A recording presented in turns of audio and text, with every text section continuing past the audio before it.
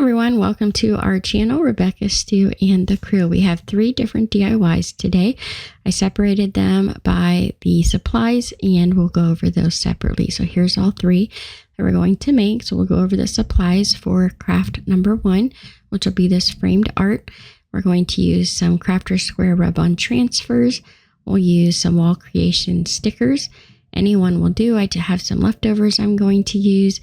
We're going to use a stretched canvas, some flower stickers. We're also going to need a paintbrush, some greenery or flowers of your choice. We'll need a craft stick for the rub-on transfers. And I'm going to use some antiquing wax. We're also going to use some hot glue and a pair of scissors. So let's get crafty. So the very first thing you want to do is remove the canvas from the frame. So it's just stapled onto the back. You just need something pointy that you can get underneath of the staples. Even the end of a pair of scissors will work. I just have this mini screwdriver. So I just pry underneath of the staples until I get them lifted up. And then I grab them with the scissors and pull them out. You want to do this all the way around and get that canvas off of that frame.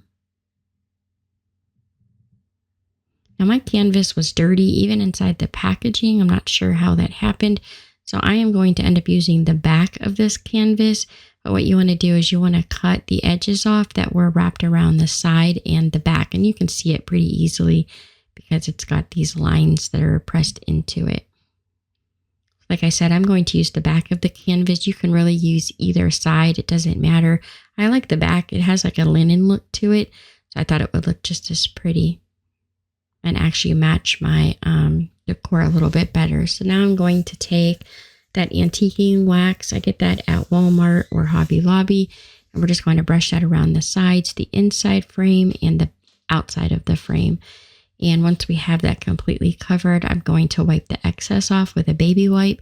Now, if you have stain, you can use that. You can use paint. You could even use the stain markers that Dollar Tree sells over in like the automotive section. They have the stain that you can use that's in the markers, and you could color the wood with that if you like, or you could just use paint or leave it natural. It's really up to you.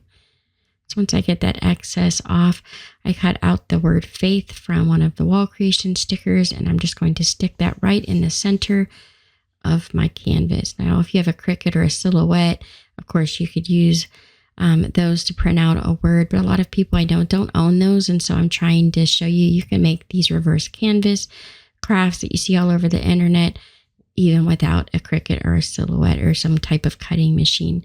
So now we're going to use those rub-on transfer sheets. I'm just going to cut some little vines off and stick those where I want, and then use a craft stick, of course, to rub and get that to transfer onto the canvas.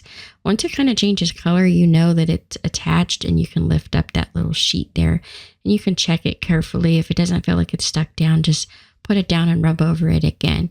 So once I have the vines on, I just attached some little flower stickers right to the center of those vines that I put on there. Those rub-on transfers are really nice. You could attach them to canvas, wood, glass, cardboard, you name it. It pretty much sticks to everything. So now my easiest way, I think, is to attach the frame to the canvas is just to apply hot glue to the whole frame. And then with the canvas laying flat, just line that frame up and then press down. With the canvas, because it's soft, it bends so easy, I find it a little difficult to get it stretched out with any wrinkles on it and nice and straight. So I just feel this helps to line it up and get it a little bit straighter if you attach it this way. And now we're going to just attach a little bit of greenery and flowers in the corner, just using some hot glue. This part, of course, is optional. You could add a bow here. You could wrap twine around the edge. There's lots of options you could do to make this look nice, or just leave it the way it is. Don't put anything on the outside. Really, anything will work. And since this is like a little bit thicker frame, you don't really have to put a backing on it unless you want to hang it. I didn't want to hang mine. I was just going to sit it on a counter. So I didn't put anything on it and just let it balance itself. And that's what it looks like finished. So now we'll go over the supplies for project number 2. We're going to use one of these Dollar Tree arrow signs and some of the tower blocks. We're also going to use those stickers again and some more of the wall creation stickers. We're also going to use the rub-on transfer sheet And we'll need some ribbon. Any ribbon will do that matches your home decor, some paintbrushes, a hot glue gun. We'll need scissors, and we're going to use the craft stick again for the rub-on transfer, the Waverly antiquing wax, and some paint color of your choice. So let's get crafty with project number 2. We're going to first use that screwdriver again to pop up these little staples and remove the back hanger here. And we're also going to pull off those stickers. And then we're going to take the antiquing wax, and we're actually going to just do the tower blocks with the antiquing wax. This will become the top of the arrow to create like a roof structure, and we'll do a few at the bottom to create almost like a porch. So I did 7 in all. You need 4 for the top and 3 for the bottom. Now they don't fit perfectly on the arrow, but you'll see how we attach those in just a minute. So then for the arrow itself, I'm just going to use the chalk paint in mineral. I get that at Walmart or Hobby Lobby, and we'll let that dry. And then what we're going to do, I'd line up those blocks as best I can because they don't sit perfectly on that top eave of the arrow to make like the house. So you just want to kind of line them up and even them out first before you start gluing them on. You just want to have it balanced so one's not hanging too far over on one end and not as far on the other, and then have it look, crooked when you're all finished. So line them up before you attach those with the hot glue. And as you can see, it's real easy. Just want to put a little dab of hot glue on the back and then line them up, push down, and you've got the top done. And then for the bottom ones, I line those up first as well because they do hang over a little bit on either side. I just wanted to make sure it was centered. So I had the same hangover at the bottom on each side.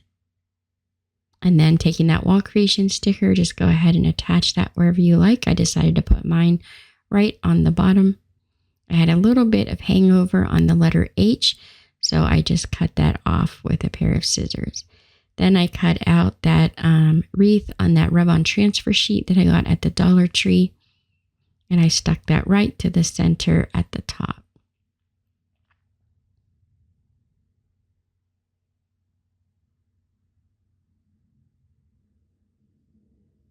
And then you just want to rub over that until it changes colors so you know it has stuck down all the way.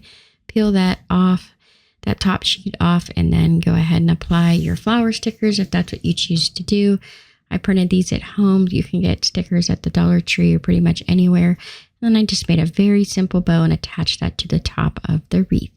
And that is number 2 finished. So we'll go over project number 3 now. We'll do the supplies first, of course. We're going to use the tower blocks again. We're going to use the wall creation stickers again, and this time we're going to use one of the round pieces of foam, one of their wood ornaments, some of the decorative nautical rope, some more of the Waverly chalk paint, and one of these bath sponges, just a piece to paint with. We'll use a pillar candle from Dollar Tree and some different flowers and greenery of your choice. We're going to need hot glue, a pair of scissors as well. So let's get crafty with project number 3. We're going to start attaching this nautical rope to the edge of the foam piece here. And the goal is just to cover the edge so you don't see the foam. You can use any ribbon, twine, rope, doesn't matter. Mine was the thinner nautical rope, so it took 3 passes to completely cover the edge of the foam. And I just cut off the excess and glued down that little end there.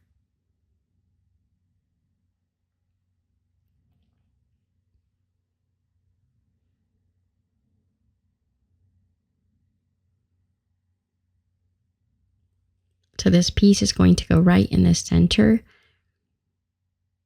Here's what it looks like with the rope all around the sides. And now using that bath sponge and the mineral chalk paint, I'm just going to rub the paint on. I just wanted a really thin layer of this paint. I still wanted to see the wood grain in the tower blocks and this ornament. So that's why I'm using the bath sponge. You could paint it on or use any stain or paint choice that you like, of course. And then you do want to do the edge as well because you are going to be able to see a tiny bit of that maybe poking through the sides. Then I use the exact same color paint and do all of the tower blocks, which I pre-measured all the way around the ornament just to make sure that I had a good fit. and I knew how many to put all the way around here. So then I do mark the center with a pencil just so I can glue this on in the middle, and I'm not gluing it too far over to one side. So I pre-mark that and then just attach some hot glue to the back of the ornament and glue that right to the craft foam. You do want to make sure your hot glue is not too hot and melting the foam. So if it's really hot, maybe just give it a second to cool down a tad before attaching it. So now we're going to start attaching the tower blocks. You just want to put a little bit of glue on the side and the bottom and start attaching it to the wood piece and the foam. Or in essence, just creating a wall that's going to go all the way around this wood ornament. And there are going to be tiny little spaces between each of the Jenga blocks on the outside piece, as you can see there. So then I wanted to put a flower in the center. I have these little like cardboard flower cutouts from the Dollar Tree. If you don't have those, you can use any flower or greenery of your choice. And the wall creation stickers, I ended up using just these little vine pieces that I had left over from a different project, and we're going to just put those on either side of the flower that we put in the middle. And here's what it looks like so far. And now we're going to attach some flowers to the top just using some hot glue. I picked up these flowers at the Dollar Tree last week. They have them in a bunch of different colors, and it comes with this little greenery attached to the flowers, and we're going to pull those pieces apart and then just glue those to the inside edge of the base here. So we're in essence creating like a candle holder, and you want to make sure you leave a space big enough for the pillar candle to fit down in the middle. And you don't really want to glue that down just because you want to be able to turn the candle off and on. And here's what it looks like finished. And here are all three projects. I think they look nice as a grouping. I hope you guys enjoyed this crafting DIY video. Thank you so much for watching. Don't forget to subscribe, like, and share. And I hope you guys have a great day. Here's some more videos from our channel that you might also enjoy. I hope you'll check them out.